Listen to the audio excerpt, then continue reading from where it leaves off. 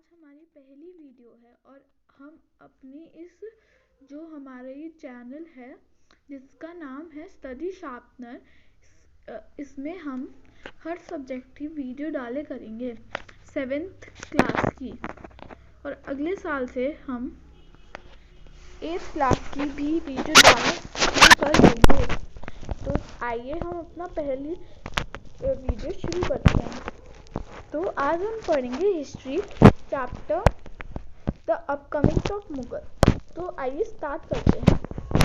तो ये ज़्यादा इम्पोर्टेंट नहीं है, इसमें आपको पढ़ने की कोई ज़रूरत नहीं है, ये ज़्यादा इम्पोर्टेंट नहीं है। तो हम पढ़ेंगे बाबर से। तो Babur Zahiruddin Muhammad Babur was the founder of Mughal empire India. मतलब ज़ारुद्दीन मोहम्मद बाबर कौन है? वो मतलब बाबर का पूरा नाम है ज़ारुद्दीन मोहम्मद। तो ये बाबर का पूरा नाम है और बाबर ने ही वो बनाई थी मुगल एम्पायर इंडिया में, ठीक है। He was a descendant of Taimur and Changez Khan. मतलब वो डिसेंडेंट मतलब उसका बेटा था, मतलब उसके बाद आया। तो वो किस किस का डिसेंडेंट था? एक तो तैमूर का और चंगेज खान का। He belonged to a same kingdom, to a small kingdom called Fergana. मतलब वो ना एक छोटे से किंगडम में रहता था जिसका नाम था फरगना, जो था सेंट्रल एशिया में। when he was 11 years old, his father, मतलब जब वो 11 years old था तो उसका फादर उमरा, तो तब उसका father Umar Shaikh Mirza pass away, मतलब तब उसका फादर एक्सपायर हो गया। He assisted the throne and tried to conquer शमारखंड। तो मतलब तब उसने मतलब कोशिश करी, मतलब तब वो थ्रोन पे बैठ गया, ठीक है। फिर उसके बाद उसने कोशिश करी कि वो उसको शमारखंड को जीत ले, मतलब कॉन्कर कर ले, अपने देश में शामिल कर ले। He fell and in the process loss Fergana. मतलब जब वो कोशिश कर रहा था तो उसमें वो फेल हो गया, मतलब जो वो उसको कॉन्कर करने की कोशिश कर रहा था उसमें फेल हो गया, और उसने इस काम में उसने फरगाना को भी लॉस्ट कर दिया। Babur was thus a king without a kingdom. मतलब बाबर तब ऐसा किंग था जिसका पास कोई किंगडम ही नहीं था। After being driven out of Fergana by Uzbeks, मतलब जब वो जो बाबर उससे निकल गया था ना, तो जब निकल जाने के बाद फरगाना से कौन था राजा जिसने निकाला था? उज़्बेक्स नाम था उसका, ठीक है। ये इम्पोर्टेंट है कि किसने निकाला था उसे, ठीक है। बाबर कॉन्कर्ड काबुल इन 1504। मतलब बाबर ने, जैसे वो पहले कॉन्कर्ड कुछ और करने की कोशिश कर रहा था, उसमें वो हार गया, तो अब वो काबुल कॉन्कर कर लिया उसने। कौन से ईयर में? 1504 में। At this time Ibrahim Lodi rule over the Delhi सल्तनत। वो जो एक इब्राहिम लोदी रूलर है,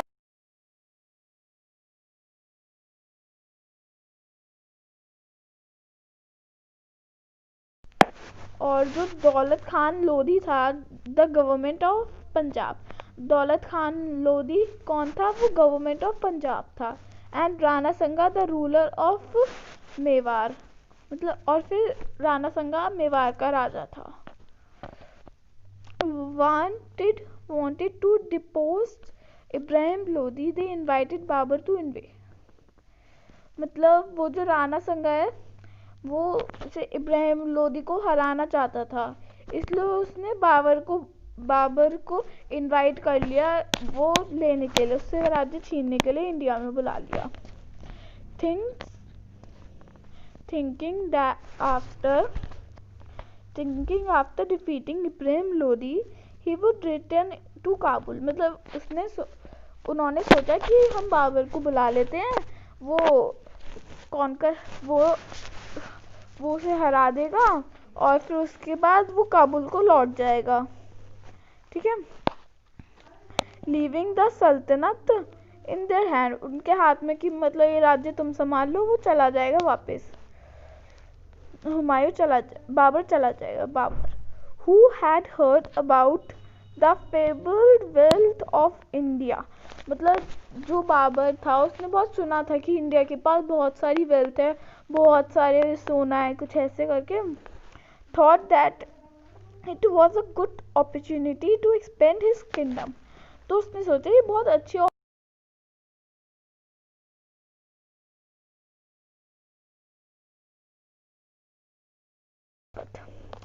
इन 1520, जो पहला बैटल पानीपत का हुआ था वो 1520 में हुआ था।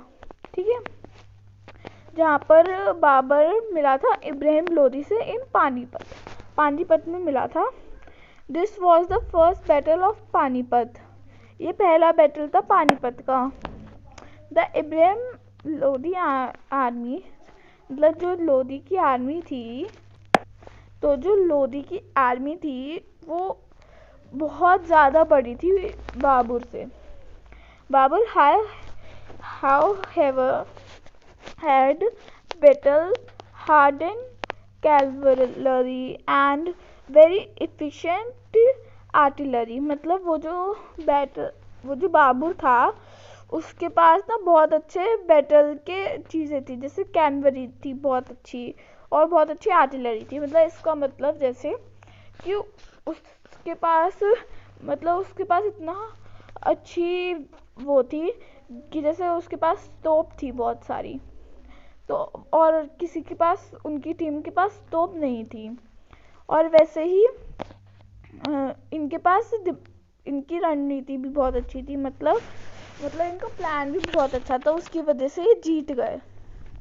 He defeated Ibrahim Lodi and conquered Delhi and Agra, तब उसने इब्राहिम लोदी को हरा दिया अपनी इन्हीं चीज़ों की वजह से और कॉन्कर कर ली दिल्ली को कॉन्कर।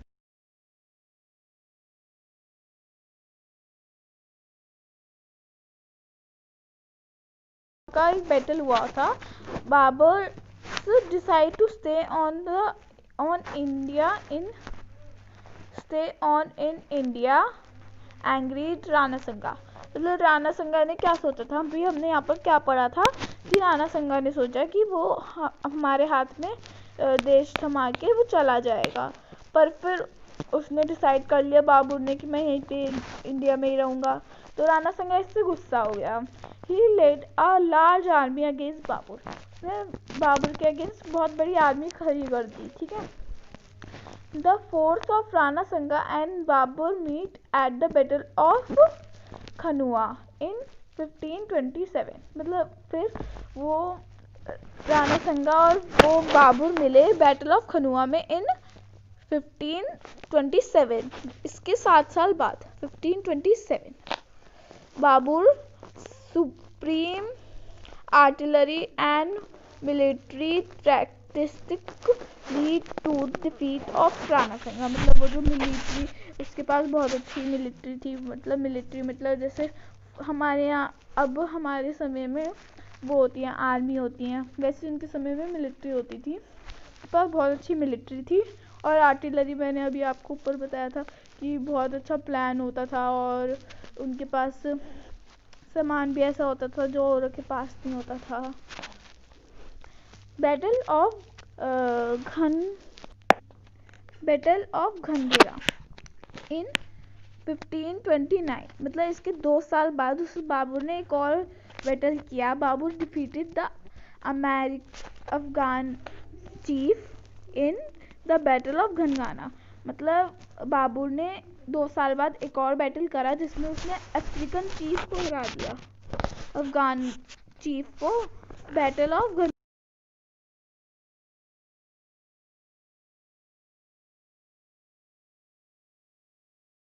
बैटल करे, पहले उसने वो जीत लिया दिल्ली और आगरा, इसमें इसने राणा संगा जहाँ पर राज करता था वो छीन लिया, इसमें अफगान छीन लिया, तो उससे उसकी प्लेस सिक्योर हो गई नॉर्थ इंडिया में, कोई उसे हटाना बहुत मुश्किल होता। तो अब हम नेक्स्ट पेज देखते हैं। तो नेक्स्ट पेज में है autobiography. Babur was not just a brilliant general, मतलब वो बहुत ही अच्छा जनरल ही नहीं था, मतलब राजा ही नहीं था।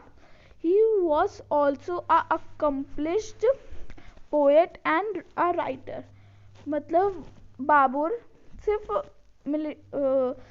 किंग ही अच्छा नहीं था, बल्कि उसकी पोएट्री वो पोएट भी था और राइटर भी था।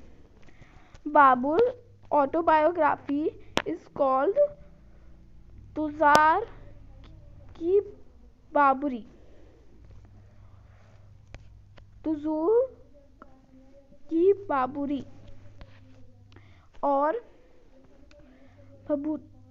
बाबरनामा मीन्स जो उसने ना अपनी ऑटोबायोग्राफी लिखी थी जिसके दो नाम है, पहला है तुगलक बाबर, ठीक है, और दूसरा है बाबरनामा। ये बाबरनामा अगर आप ये याद करेंगे तो आपको थोड़ी सी मुश्किल होगी स्पेलिंग्स में भी, और अगर आप ये याद करेंगे बाबरनामा बहुत ईजी है, बाबर का नाम से बाबर फिर उसका नामा। ओके, तो नेक्स्ट हम देखते हैं in this Babar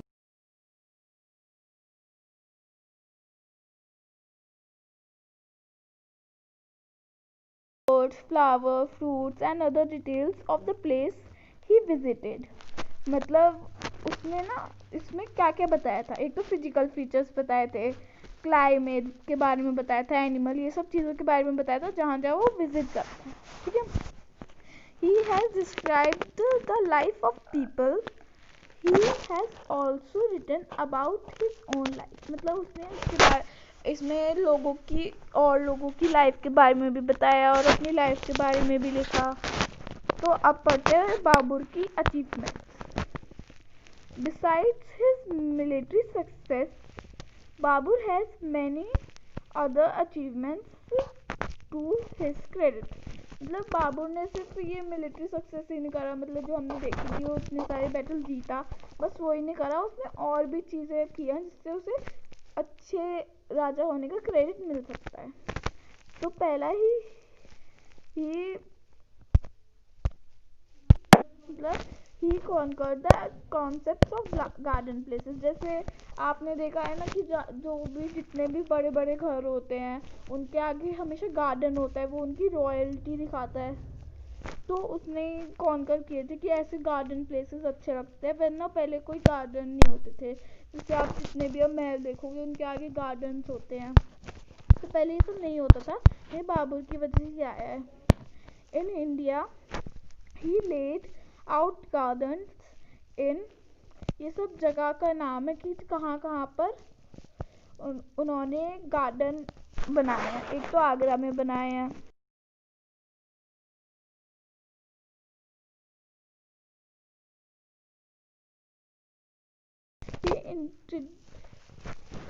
he introduced a new mode of warfare welfare in India, मतलब उसने और भी तरह के वेलफेयर इन इंडिया में डिस्कवर करे।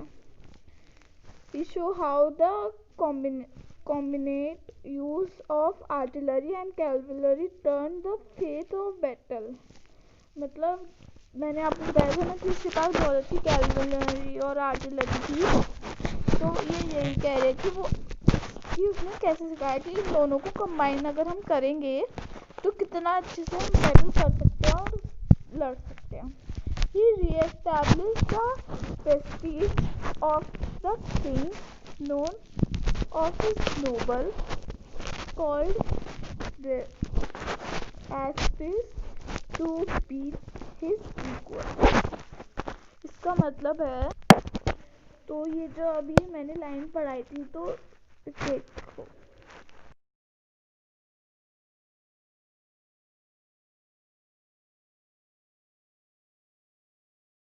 establish the prestige of the kingdom। इस prestige का क्या मतलब है?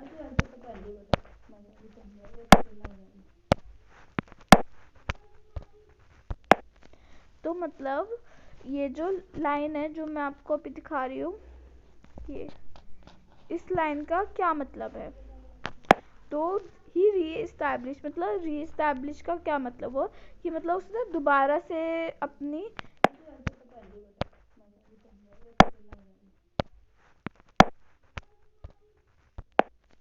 तो मतलब ये जो लाइन है जो मैं आपको अभी दिखा रही हूँ, ये इस लाइन का क्या मतलब है? तो ही रीएस्टैब्लिश, मतलब रीएस्टैब्लिश का क्या मतलब हो कि मतलब उसने दोबारा से अपनी इस्टैब्लिश करी। प्रेस्टीज का क्या मतलब है? प्रेस्टीज का मतलब है तो हाँ, ये प्रेस्टीज का क्या मतलब है कि प्रतिष्ठा। प्रेस्टीज का मतलब होता है प्रतिष्ठा।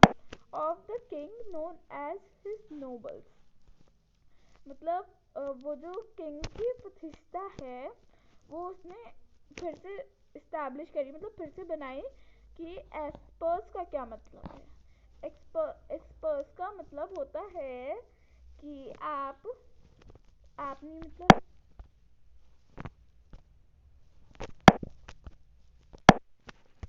हाँ, तो एक्सपर्स का क्या मतलब होता है? एक्सपर्स का मतलब होता है टू राइज हाई।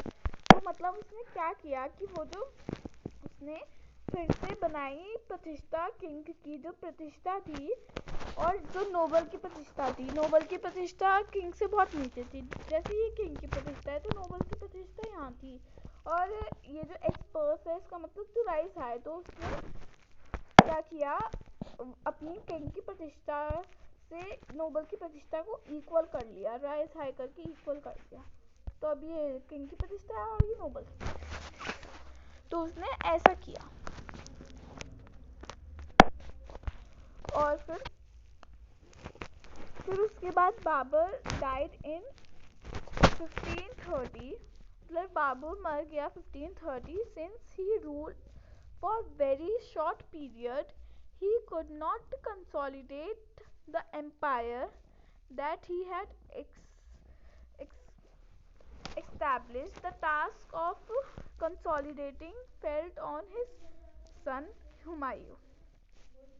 इसका क्या मतलब है? इसका मतलब है कि जब वो मर गया जब इतनी जल्दी, तो उसके बाद जो उसने तो बहुत कम टाइम के लिए रूल किया, जैसे हमने अभी ऊपर देखा यहाँ पर कि उसने एक 1529 में एक बैटल जीत के ये कॉन्कर कर लिया। फिर उसके बाद वो उसके अगले साल मर गया, तो उसको ज़्यादा टाइम नहीं मिला कि वो